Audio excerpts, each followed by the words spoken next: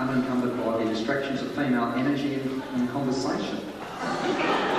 It's good to know they all care anyway. Now, we do have another act now. Our next act, we have a microphone, we have a screen up, we are ready. We have Shauna Winram with Obsessions. Would you please welcome her?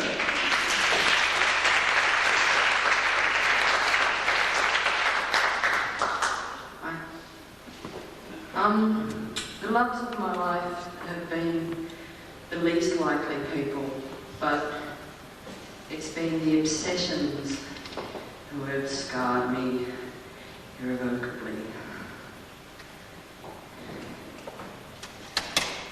He crept into my room, lay down in my cave, and whispered, "My stomach hurts." Lifting up your shirt, you revealed to me your body, plus to shy to look at your breasts. I glanced briefly. You were so perfect. All I could feel was awe in your presence. All I could feel was your presence. I'd lay my hand on your stomach. I'd like to be able to heal people just by touching them, I murmured. You recounted to me an episode that happened to you in India.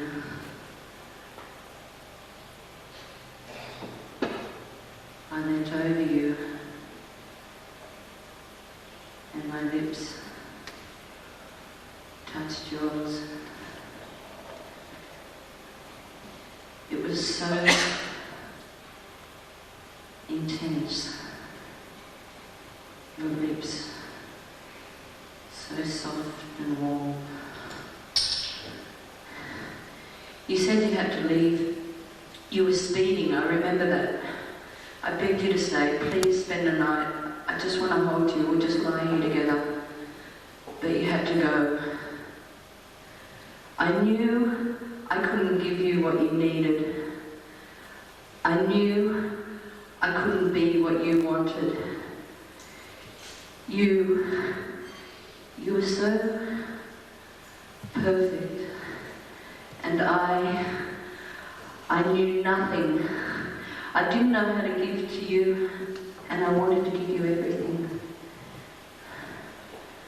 I nearly died, lying there, knowing you'd never be mine. I nearly died. We never did get it together. There's another one. My memories are fading, but I remember there was something. It started to rain. I was out of my mind. I left the club with my friends and made my way to your door. It was late. I knocked and I rang till you looked out your window. You finally came down and you let me in. You were angry with me. I knew that. I knew that you were angry with me, but I thought it would go away. We crept upstairs to your room. I took off my clothes and crawled into your bed. All you could say was, "You stink of alcohol." You sat in a seat till finally you came over to me, gave me my clothes and told me to leave. You told me to leave. I was out of my mind. You're the only one that could save me. I needed you. I needed you to tell me what was real. You told me to leave. I needed to be with you. You're the only one that knew, the only one that understood me. Everything was going so fast. I didn't understand anything. I needed you. Why? Why couldn't you love me as much as I love you? You were everything. And I did get over that one a couple of years ago.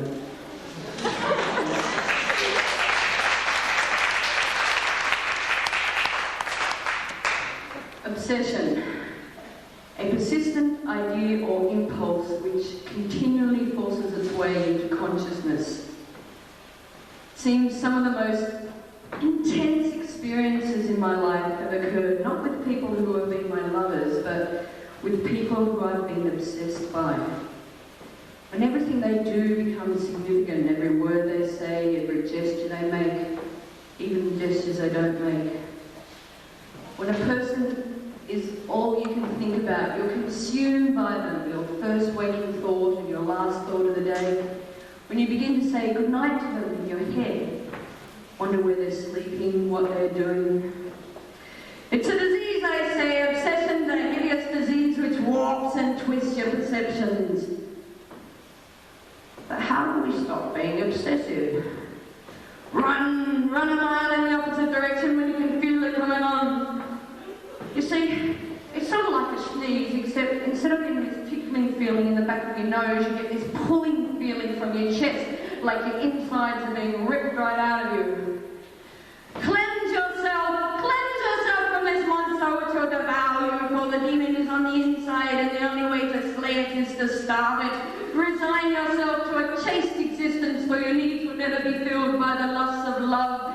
It is not love which you seek, but a sick, perverted dependency. Free yourself. Look to God as your Savior, for it is only in His divine grace and wisdom that you will find a love that will truly fulfill you, a love which will transcend the human limitations of lust and companionship. What's the difference between love and obsession? What's the difference between obsession and romance? Is it romantic that I notice your every movement? Or is it deranged? Is romance simply reciprocated, whereas obsession is a one-way street leading to the next one-way street? An interesting approach is to recognize that the object of your obsession is actually displacing a deeper need in you. But how do we locate and eradicate this need?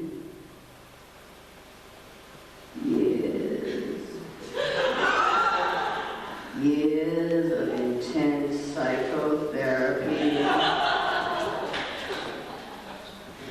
I don't get obsessive anymore. How did you overcome it? I fucked my mother. The answer lies between your mother's breasts, the third nipple which was lost as a result of a very cruel joke. It's from here that we'll taste the sacred juice, passed in a linear progression back through time from the origin of being. The third